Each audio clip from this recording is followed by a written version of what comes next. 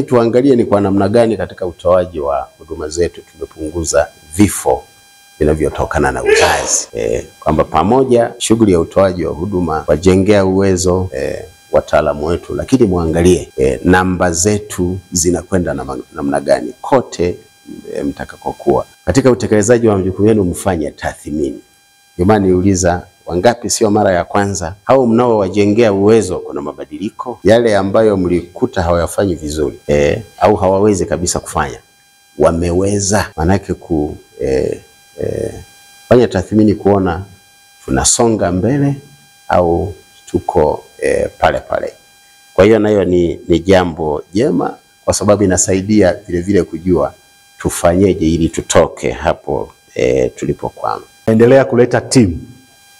Tunaleta timu ili tuweze kuwajengea uwezo madaktari na wauguzi na watoa huduma wa afya wengine ambao wako kwenye vituo vya kutolea huduma, ili tuweze kufikia mahala ambapo tutapunguza vifo vitokanavyo na uzazi pamoja na watoto. Lakini pia malengo makubwa ya kuendelea kuleta timu hii, kama mnavyojua kuna maeneo mengi ambapo huduma hizi zilikuwa hazifiki. Kumpata super specialist kwenye remote area ni changamoto. Lakini pia kule kuna Watanzania ambao wanahitaji hiyo huduma, wanaipataje? Lakini pia tukumbuke Mheshimiwa Rais wetu ameweza kujenga miundombinu mingi sana. Vituo vya afya vimejengwa, hospitali zimejengwa. Sasa kule na vifaa vingi vimepelekwa kule. Sasa kupitia hii forum, sisi kama madaktari tunaoenda kwenye vituo hivyo, tunaomba sasa tukawajengee uwezo wataalamu wa afya ambao wako kule chini.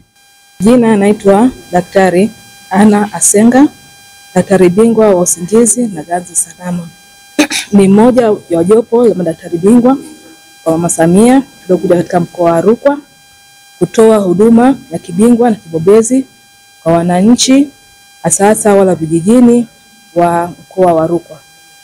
Tunashukuru kwa nafasi hii kwa mama yetu Dkt. Samia Suluhu Hassan kuendeleza huduma hii ya kuwapatia wananchi huduma za kibingwa na bobezi karibu na wanakoishi. Pia tunashukuru kwa mkoa wa Rukwa kutupokea na kutuangalia mazingira salama. Kwa majina naitwa Dr. Franki Sudai, ni daktari bingwa wa upasuaji na tokea katika hospitali ya rufaa ya mkoa wa Maweni Kigoma. Napenda tu kutoa rai kwa wananchi wa mkoa wa Rukwa waweze kujitokeza kwa wingi kutumia fursa hii kwa sababu serikali imeweza kuwekeza kwenye eneo hili ili waweze kupata huduma hizi na waweze kunufaika na kupata huduma hizi. Lakini pia tupende kutoa rai kwa watu wa huduma waweze kutumia nafasi hii kuweza kujifunza na kupokea yale ambayo maelekezo ambapo tutakuwa tunafanya nayo.